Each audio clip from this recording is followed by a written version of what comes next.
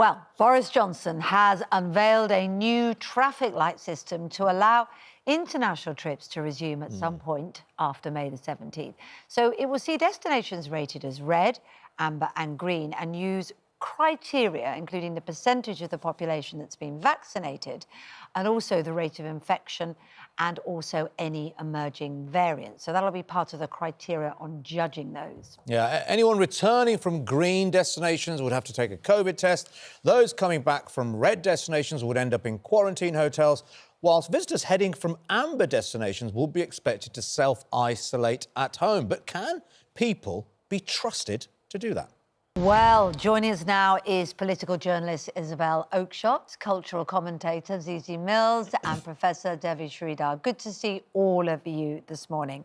Now, I know that you've had experience, haven't you, Isabel, of going abroad during this time and at the beginning when we could, and finding yourself being checked up on when you came back. Has that put you off or did it make you feel more secure? Well, it's a difficult question. I mean, actually, the enforcement of quarantine when you come back from abroad is pretty rigorous. Not only do you get a phone call every day where somebody reads you the same script, a very long script every day, informing you of all sorts of things, including the symptoms of coronavirus. I don't know if anybody could possibly, at this point, not be aware of what the symptoms of coronavirus are.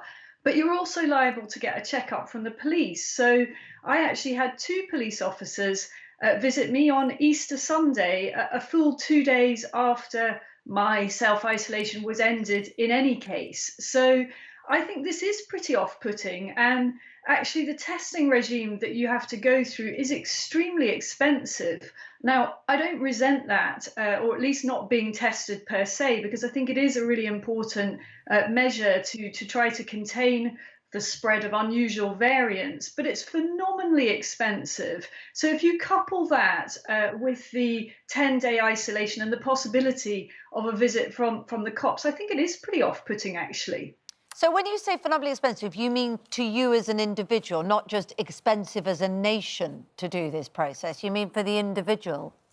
That's right. Yeah. So it cost me, for my return trip, I quite rightly had to get a PCR test to get on the plane. You cannot get on a plane back to the UK unless you've tested negative for coronavirus. That's absolutely as it should be. Depending where you're coming from, that can be several £100s. And of course, for a family, you've got to multiply that. Yeah. And then when you come back, you have to book a package of corona testing, a regime basically, and that is for a family that's over £800. So if you put that together, that's adding a huge amount to the cost of a family holiday. Not that I was on a family holiday, but we're talking here about people who may be thinking about going on holiday. It's pretty off-putting. Puts you off the cheap bargain fly and flop, doesn't it, basically?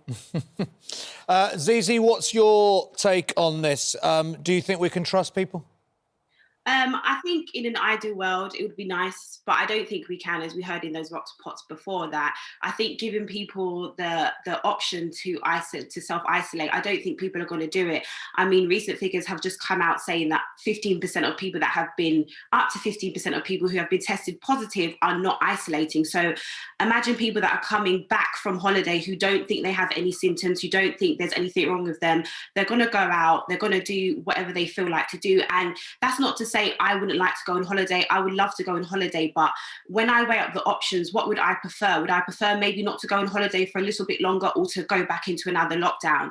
And I think I speak for a lot of people when I say that we're just fed up of the lockdown. And at the moment, I feel like we're on the right track to getting out and allowing people to go on holiday and then giving them the option to, you know, isolate. How are we going to continuously check up on all these people that are coming back? And I think that it's just a little bit too risky just to do that just yet. Professor Devi Sridhar, let's bring you in here. So there was research last week, I think Zizi just touched on there, that nearly half of people in the UK are still failing to self-isolate from displaying symptoms of COVID-19. That was published in the BMJ. And we know that men and younger people, people with young kids, people who suffer from hardship will have to weigh up and go, actually, am I going to self-isolate or am I going to go to my 0 hours contract job? It's terribly, terribly difficult. Do you think we're going to trust the public in this scenario?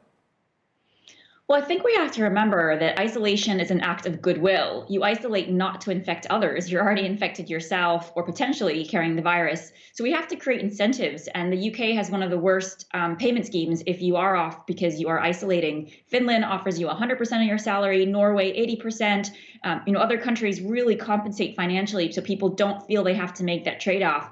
But I agree with, what the person before me was saying, which is that why are we focused on holidays abroad? It feels like we're repeating the mistakes of last summer. We've just gotten schools back open. We're just getting pubs and hospitality on their feet. Let's focus on a full domestic recovery, getting back to some normal daily life within the country, and then we can look at how we get aviation going. I'm afraid if we kind of accelerate too quickly with these kind of corridors like we did last summer, we could potentially be in another lockdown, and nobody wants another lockdown. We can't do this again. Well, I know what you mean, but it's not about just getting the aviation industry, is it, for the individual? It's about trying to get some semblance of life back. It's about, after a long, cold winter, people wanting to get some sun, have some family time, and it's about getting what they would normally do. Although it has to be said, Isabel, just half of people in the UK, you said it's impossible to think people don't know the symptoms. Just half of people in the UK are able to correctly identify the main symptoms of COVID-19, despite having a year of living with it.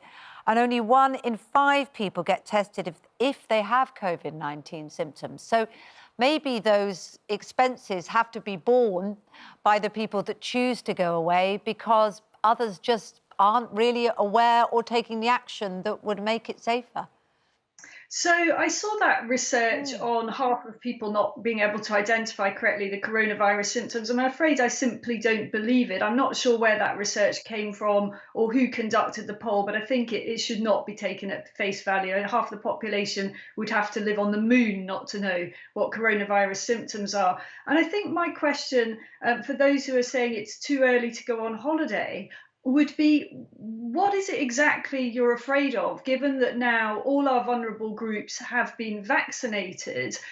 We do have a good and rigorous system for monitoring people when they come back. At what point will it be safe, so-called, to go away and come back? For some people, it's new variants. For some people, it's simply they're very nervous about catching a new variant that might kill them. Let's ask Professor Sridhar. Professor Sridhar, what should we be worried about? I mean, it's a good point. A lot of us will be vaccinated. If we go to countries that have got strong vaccination programs in place, what is the risk right now?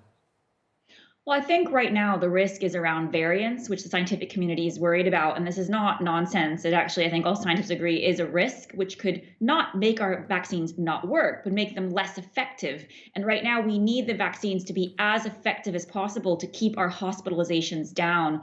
And if we look at Chile, they vaccinated about 1/3 of their population and released restrictions and are seeing the highest numbers they've ever had and are back in a lockdown and have now shut their borders completely to try to deal with their domestic problem.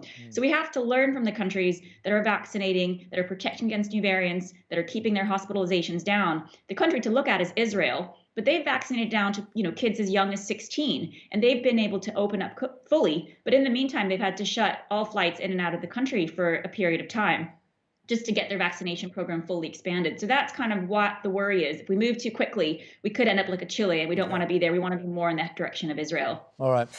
Just quick questions to both you, Isabel and Zizi, actually, because I imagine this is going to be a dilemma for a lot of us. If your next-door neighbour or friends of yours or family or relatives had been away on holiday and they came back and you'd found out they weren't self-isolating, would you dob them in, Isabel?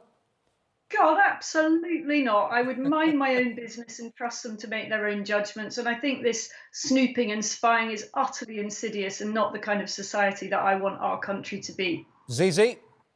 No, I definitely wouldn't. I maybe have a little stern word with them and say, come on, do better. But I definitely wouldn't, hand them in or call up anybody to get them in trouble. Definitely not. Okay.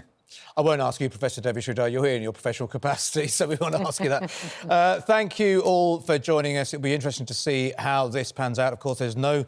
Actually, still the official advice. Yeah, still, yeah. We still don't know which countries are going to be in what list and if indeed it is all going to happen, but we'll wait and see.